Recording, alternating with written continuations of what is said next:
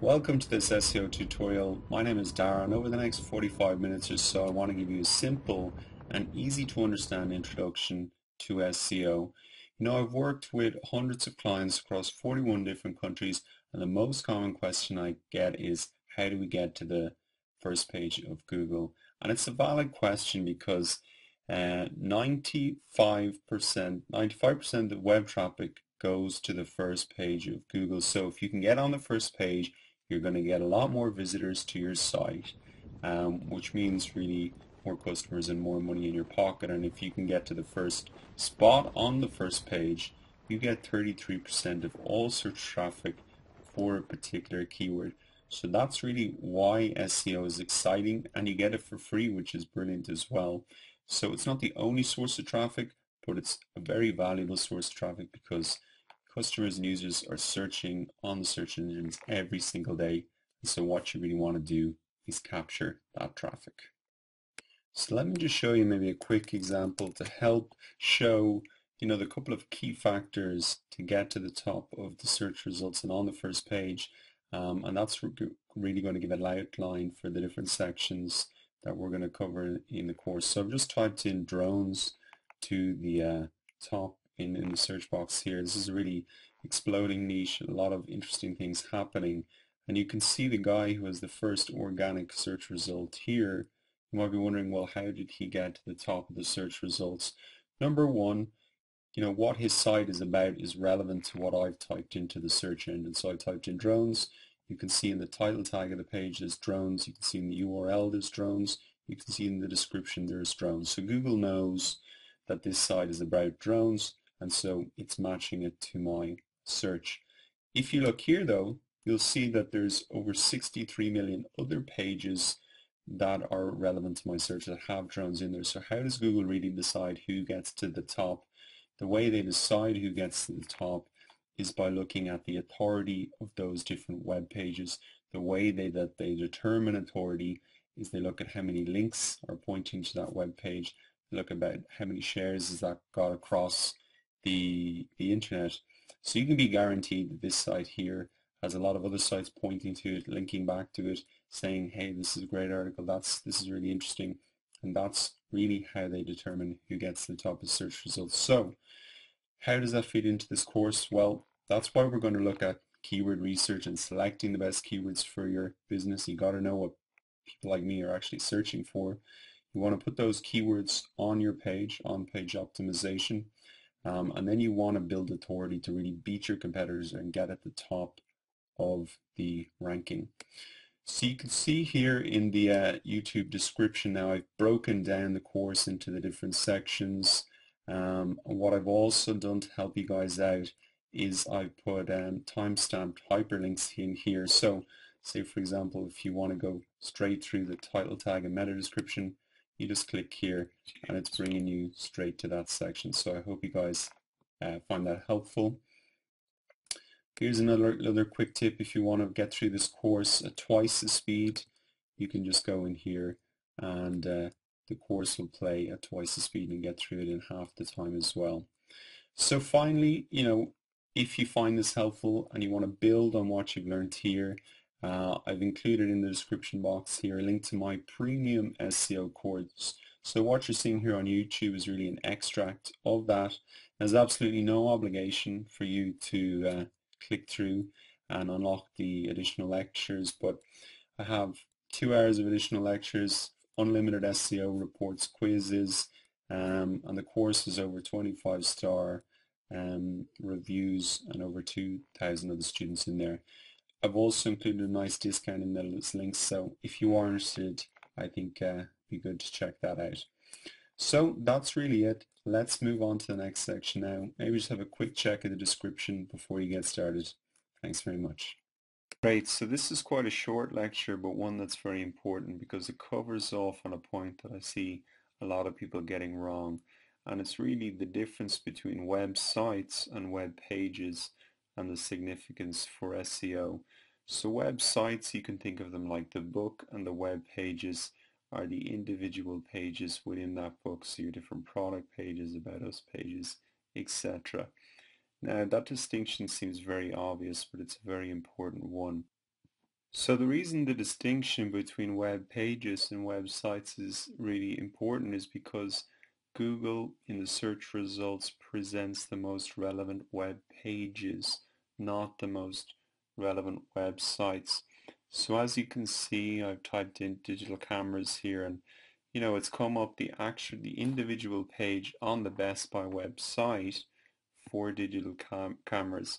And the reason is then because this is more relevant to what I'm searching about. But I guess the point is a lot of people don't think about keyword research, they don't think about on-page optimization, they don't think about building authority for individual pages. They think about it just, I want to get my website to #1 in Google. So really the point that I'm making here is for the course and the materials that you're learning in it, we need to think about it in terms of individual pages. It doesn't have to be every page on your website, but the pages that you want to rank for, you should engage all of these strategies. So up to now we've learned that keywords really are at the heart of SEO. It's what we're going to optimize on our site. We're going to put these keywords in the specific locations on our page, and then we're also going to build authority around these keywords. We're going to try and attract links back from different sites around the internet, and we're going to have these keywords in the links. So it really is, at the heart of SEO. What you've got to remember though is that when you pick a keyword, you're essentially picking a fight. So, for example, if you pick a keyword shoes, you could be going up against some of the biggest retailers in the world with $1 million budgets and teams of people working on SEO. So that's not a fight that you're going to win. You're not going to get on the first page of Google for a keyword as specific as that. So you've got to be smart. You've got to have a strategy, and that's really what keyword research is about. It's going out and looking for things that your competitors have overlooked, and finding little gems that have good volume but are not that competitive, and that's really the name of the game. So if I've said that you're not going to be able to rank and get to the first page for a specific term like shoes, what are you going to be able to get to the first page of Google for? So to help explain that, I'm going to talk about 3 types of keywords, and 2 of these types of keywords are the ones we're really going to be focusing on. So first type of keyword is the head keyword, and as we've said, this is a specific one-word phrase, huge amount of search volume for that and competition, but usually the conversion rate is pretty low. The reason is because if somebody types in something like shoes into Google, it's not clear whether if they want men's shoes, women's shoes, kids' shoes, brown shoes, black shoes. There's just it's not clear what their intention is. So although there's huge amount of volume and competition, the conversion rates are not that good. Anyway, we're probably never going to be able to rank for something like that. So what we want to focus on are keywords called body keywords. And in the graph, this is, the body part of the graph. Usually these are 2 to 3 word phrases, something like men's shoes, and not as much search volume, but a lower amount of competition and probably a higher probability of conversion because it's more specific. Men's shoes, it's more clear what their intention is, and if that keyword's on your page, then more higher chance that they're going to convert. So the final type of keywords and keywords that we want to look at as well are long tail keywords. So the long tail is the long tail of the graph here. Not as much volume, a lot of very individual searches, but they make up 60 to 70% of the total searches for that particular niche. So what we want to do is target the less competitive body and long tail keywords, and we can do that either as a single term, or we can try and get a portfolio of keywords. So you might be able to rank number one for 5 or 10 different keywords. The volume individually could be small, but as a whole, that could even outweigh the search volume for the most competitive terms. So those are really the strategies that we're going after in terms of our whole SEO strategy and the keywords that we want to look for in our keyword research. Welcome back to the course. So in this lecture, what I want to do is introduce you to the Google Keyword Planner tool. Essentially, this is a free tool that's going to give us almost all of the information we need to make informed decisions about which keywords are best for our business. So really we just want to go over there, and I'm going to get you orientated, show you the different features. Keep in mind that this tool was built for AdWords and paid search, so there's some features there that aren't going to be relevant to us, and I'm going to point them out. Great, so step one to using the Google Keyword Planner tool is to get access to it. And in order to do that, you have to set up a Google AdWords account. Again, that's free. And in order to find it, you can just type in the Google Keyword Planner into Google and it'll pop up. Just follow the prompts and set it up. The only thing that I would point out is be careful when you're choosing your currency, because you can't change it once it's set.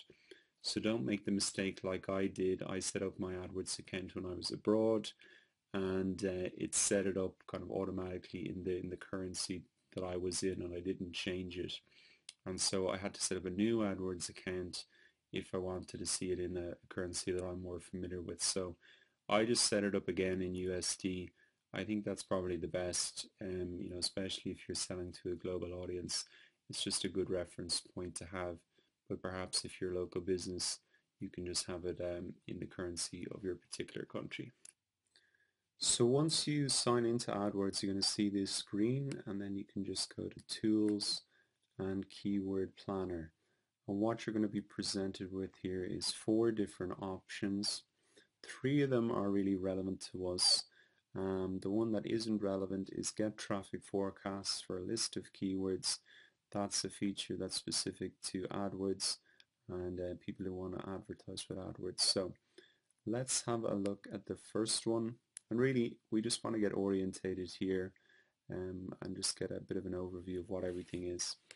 So here is where you can really enter in specific keywords. What I recommend doing is maybe putting in 1 to 3. Try and be specific. If you put in something very broad like cars, all you're going to see is really competitive keywords for that. So you want to try and make it specific and essentially what you think people will be typing into Google. So another way to generate ideas is to put in your home page or a specific web page or a blog article that you have. That'll really throw up ideas for you. A great way to use this section is to put in a high-ranking competitor and see what keywords people are typing in to really land on that page. Another thing you can do is use this product categories section. So this will pull keywords from Google's database, and you can narrow it down quite a lot. Just say consumer electronics, let's say GPS navigation, GPS devices. So that's just an example, but it shows you how deep you can kind of go into it if you want. Great, so once you have filled in 1 or all 3 of these sections, what you can do then is move on to targeting, and you can target it by location and language, and if you want to, just on Google or Google and the search partners, so that's its display network including YouTube. So I mean, locations, you can get quite deep into it as well. You can do specific countries or specific regions, and then language, say if you wanted to target say Brazil, then you can just put in Brazil there and Portuguese. So there's also options to customize your search, so you can if you want to do average monthly searches, they say above 1,000 searches, you can put it in there, or say below 10,000 you can put it in there as well. Suggested bid is again This is something that gives an indication of how well these keywords convert. So you might want to put it a suggested bid above, say, $1 or $2. And then competition high, medium, low. Let's go into that a little bit more detail, and then you can come back and change those settings if you want. Keyword options as well. I'd be inclined to just leave these all off, but you can maybe narrow it down if you're finding that your search is just too many unrelated keywords. Great, so we've just finished then the orientation of the first option within the Keyword Planner tool. Let's just quickly review the two other options, and we'll be able to get through these a lot quicker. This is the option to get search volume for a list of keywords. So this is really a list of keywords that you already have, and then you want to determine the actual search volumes for them. So all you need to do is choose the file, upload it there, and again you've got some of the options there for targeting. Great, so let's look at the final option, which is multiple keyword lists. This is probably the one I use less frequently, but it can be great for e-commerce because it really allows you to mash up a lot of different words and get a lot of different combinations. So what I've done in this example here is just really put in a couple of different colors, a couple of different brands, and a couple of different products that they make. And really what we want to see is what combination of those has the highest search volume. So let's have a look. So red Nike sneakers has the highest monthly searches in all locations, which is 390. Red Nike shorts as well, 390.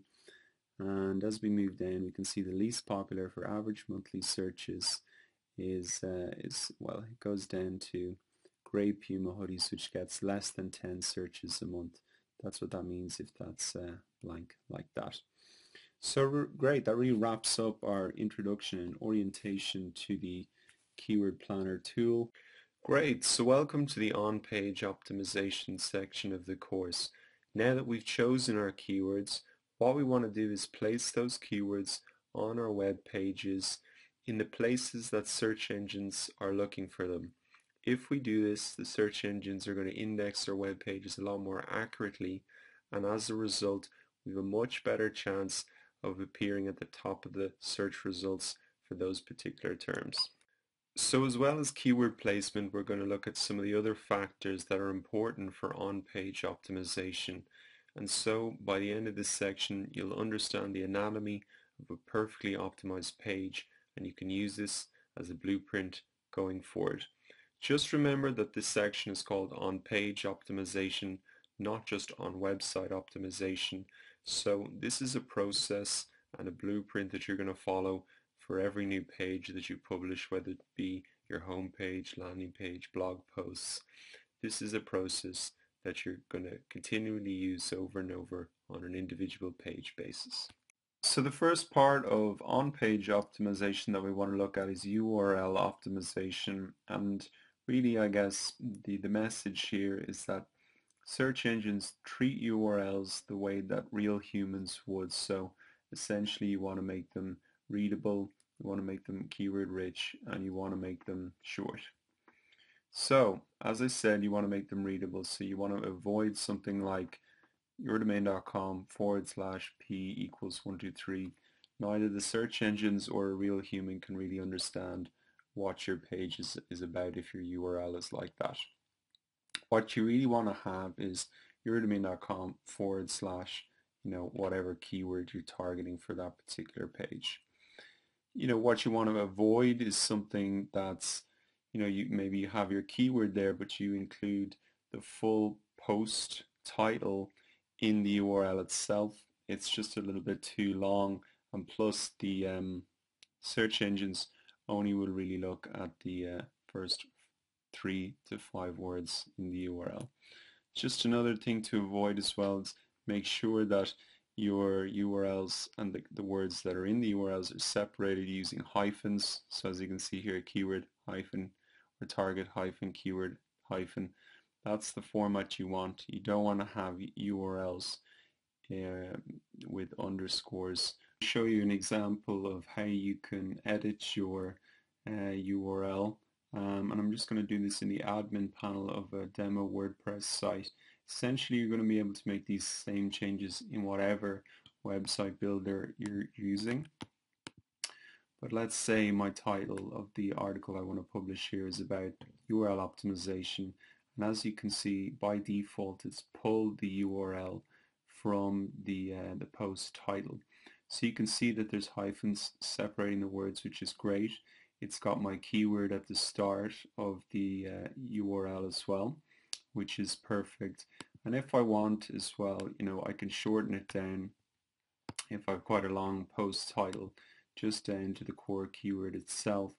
That makes it a little bit easier, if you're posting it across social networks, want people to link to it, that they won't have to shorten your URL using a tool like Bitly, etc.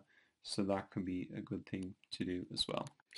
So in this lecture we want to have a look at the title tag and meta description, understand what they are, how you can change them, and how they give your SEO a boost. So to really understand the title tag and meta description better, let's have a look at a couple of real examples.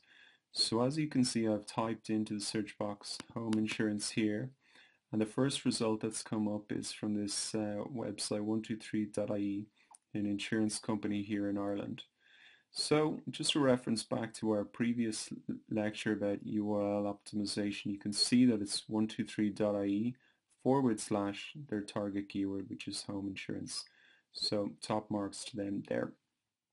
But we really want to look at in this lecture the title tag, which is this here, and then this is called the search snippet, and really Google pulled this from two places, either one from your copy, or if you set a meta description tag, they'll usually use that. So let's the title tag is really the most important on-page SEO factor. So there's a couple of things that you really want to keep in mind when you're writing this. First thing is that you want to front load your keyword in the title tag like they've done here. So you can see home insurance is at the very start of the title tag. What you also want to keep in mind secondly is to keep it 55 characters or under, otherwise it's going to be cut off and won't appear in the search results. So you can see here they've kept it short, whereas here it's being cut off because it's obviously a bit too long. So make sure all your message is in 55 characters and under.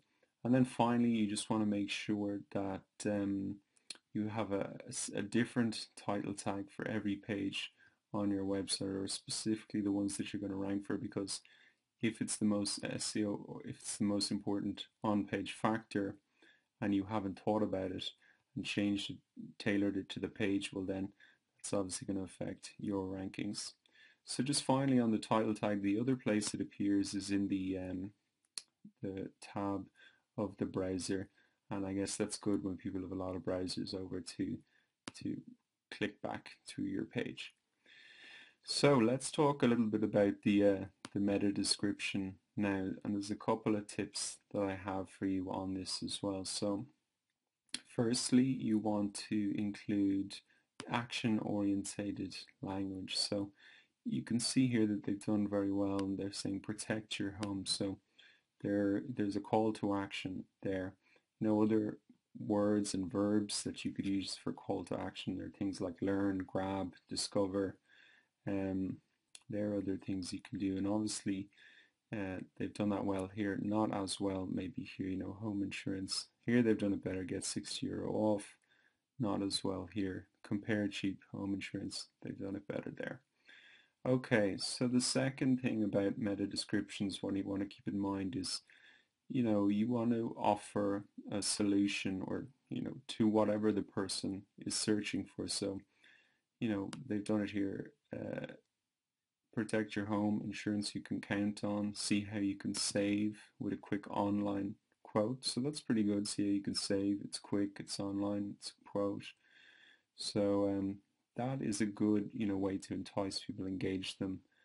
Obviously people are reviewing these before they click through, so it's important to think about how you are presenting that you're going to solve their problems. So the other thing to think about as well is the length of it. You want to keep it under 50 or 155 characters and under, otherwise it's going to be cut off. So you can see here that they've done well there. Again, here it's too long, so it's being cut off. So really, there could be something important back there, but I'm not going to see it. Include your keywords as well in the meta description. So they've got home insurance, home insurance here as well. So that's another thing to keep in mind. So really, that's the title tag, how to write it. That's the meta tag, how to write it. Just remember, don't forget your keyword research. The keyword research is really going to feed into this as well.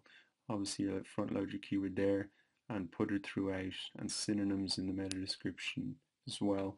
Don't stuff your keyword in there because obviously it doesn't look natural to users, and they won't click through if it looks spammy.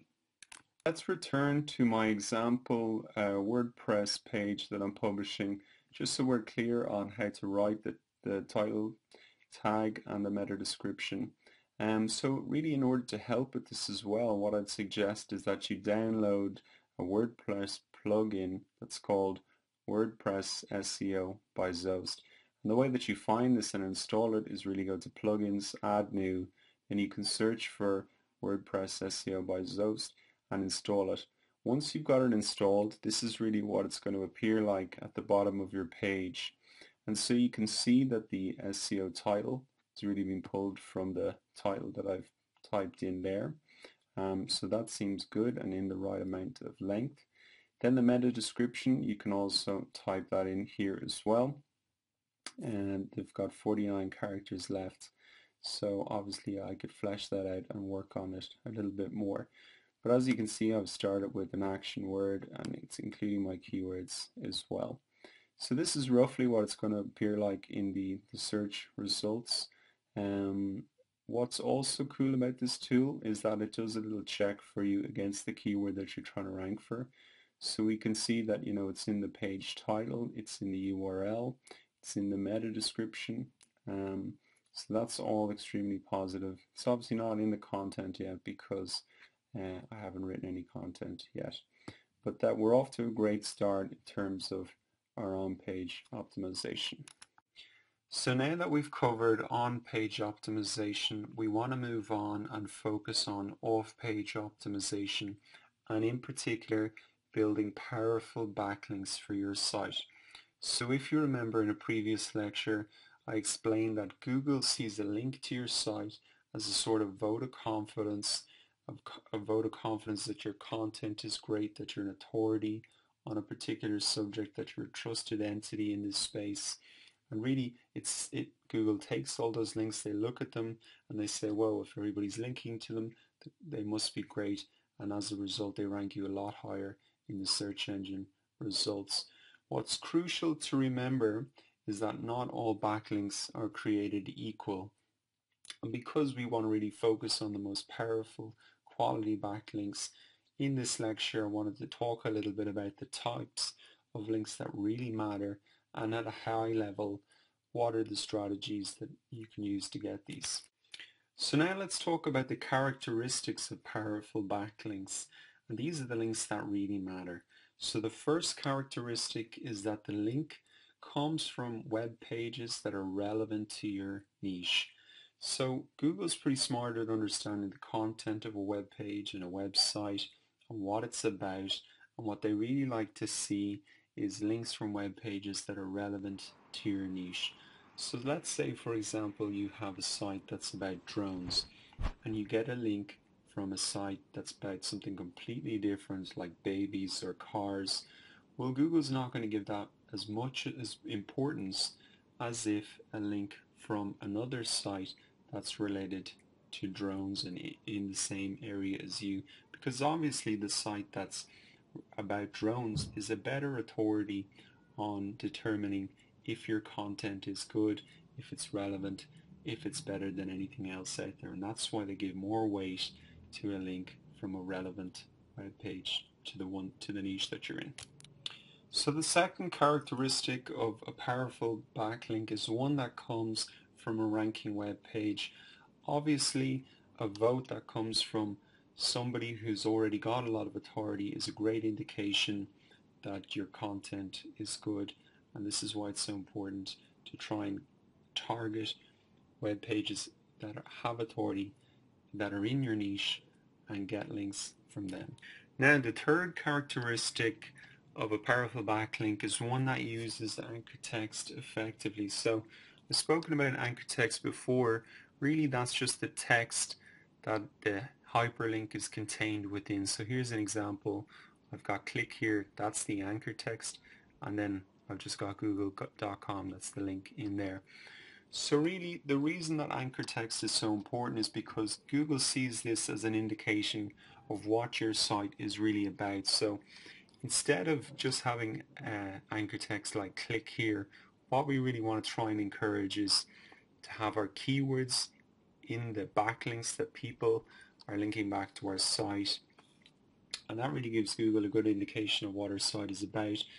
When they see that our site, say about drones, and they see the anchor text that says drones, and obviously the rank is a lot higher. Now, it's very important to remember that to look natural, we don't want to have every backlink pointing to us saying drones. You want to mix it up, make it look natural.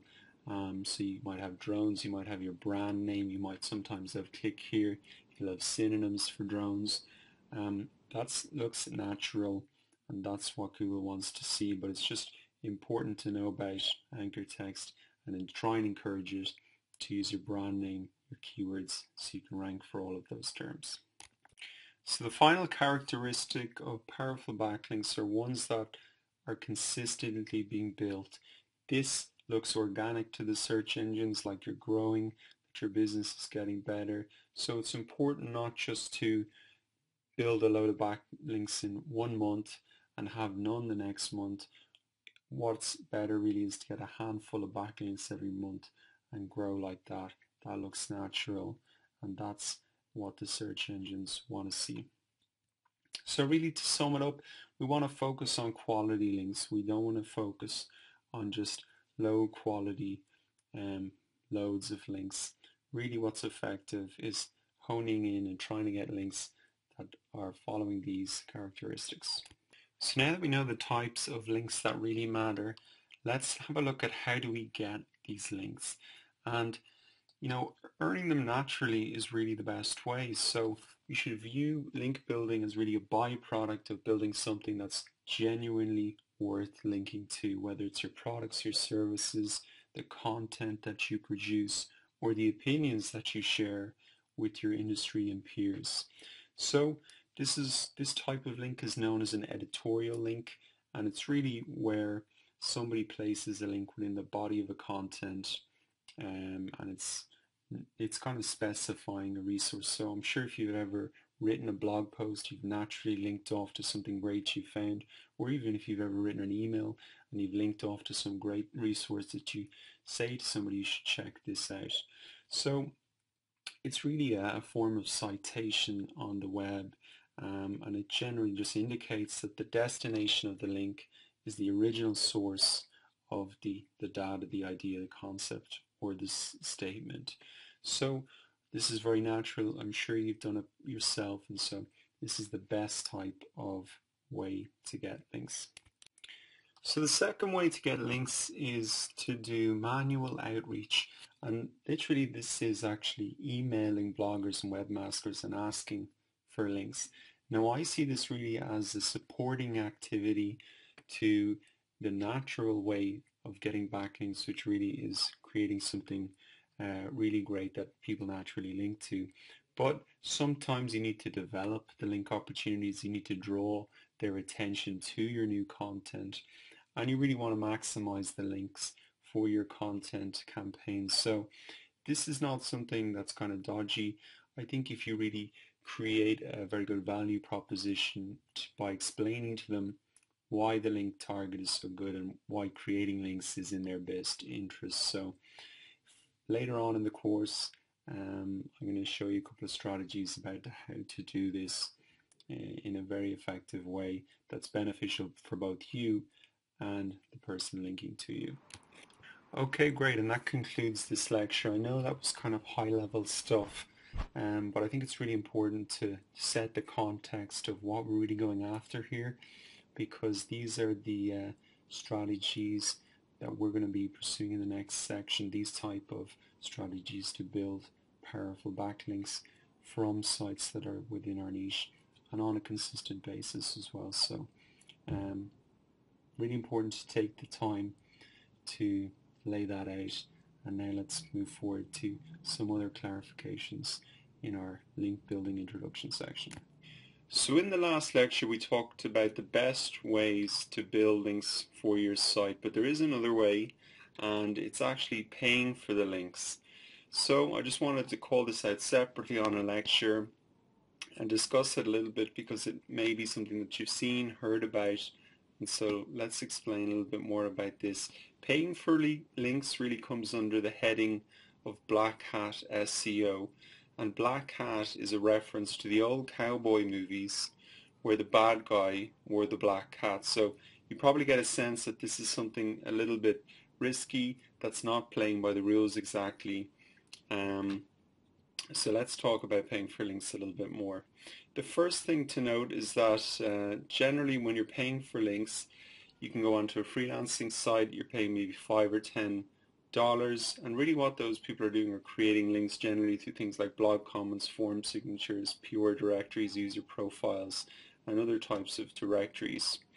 Now the thing is that generally these links offer the lowest amount of value, the lowest amount of power in these links, because they're unlikely to come from authority sites and they're unlikely to come from sites that are within your niche. So if you remember, those were the characteristics of some of the of powerful backlinks.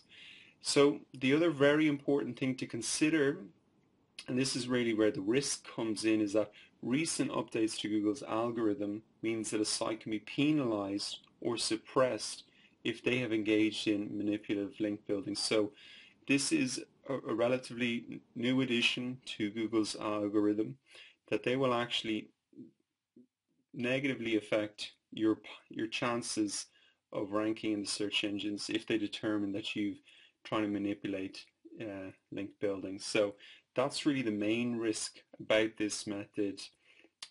What I thought would be interesting is to maybe show you an example of where things can go wrong. And I had a client that had bought a link building package from one of these freelancing sites, and I'm going to show you that it's very obvious to anybody that this is very manipulative, looks very unnatural. So let's have a look at that. Great, so this is the client that I was saying that had bought the backlinks package, and this is just a screenshot because I didn't want to kind of show who it was. But essentially this is I've used a backlinks checker tool. It's called Ahrefs Site Explorer. We're going to look at this, how to check backlinks profile, a bit more in more detail in a further lecture, but really important point here is that you can see that this looks very unnatural. They have almost no links, then a huge surge in a very short space of time, and then a lot of them have dropped off as well. So you can see that a lot of the do follow links, these are the blue ones, the new links, were then subsequently lost. So it looks very unnatural, and if we can see it so obviously like this in a backlinks checker tool, you can be sure that Google picked up on this as well. So another interesting point is when I pulled an SEO report for these guys, I saw that the top 5 keywords on their site were Viagra, Cialis, Levitra. These are all types of drugs, I think.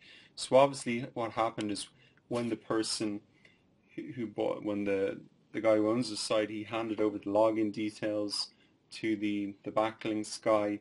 What the guy actually did was then put a load of links on this guy's site pointing to all these other sites about Viagra, etc. So the double whammy of confusing Google in terms of SEO on-page optimization about what your site is about, because they have all these new keywords in there, plus as well the bad reputation that looks all these spammy sites pointing to you now. So question is then, how do you get rid of these links that are pointing you from around the internet?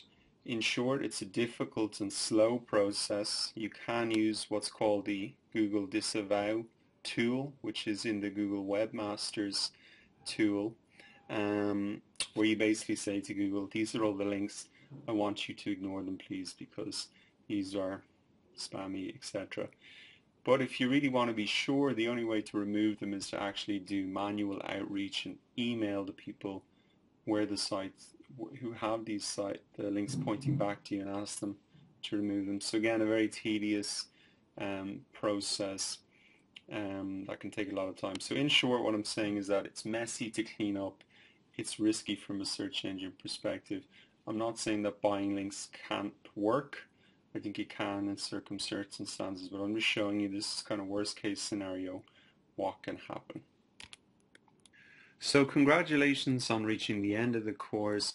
I really want to thank you for your attention, and I hope that this course has helped you better understand search engine optimization, and in particular that you know how to find the right keywords for your site, how to optimize around them, and also learn some strategies for creating content that's going to attract links from the authority sites within your niche. So if you have found the course helpful and you've learned a lot, I'd really appreciate if you could give me a rating and a comment here on Udemy. Of course, if you have any questions or suggestions about how I can improve the course, you can add a discussion. I'm in the discussion forums almost every day. So my final piece of advice would be that if you still find all of these SEO technicalities too much, you can just buy ads if you want to get instantly to the top of the search engine results. Google and the other search engines will be delighted to promote your site and feature you in the sponsored area on the search engine results page.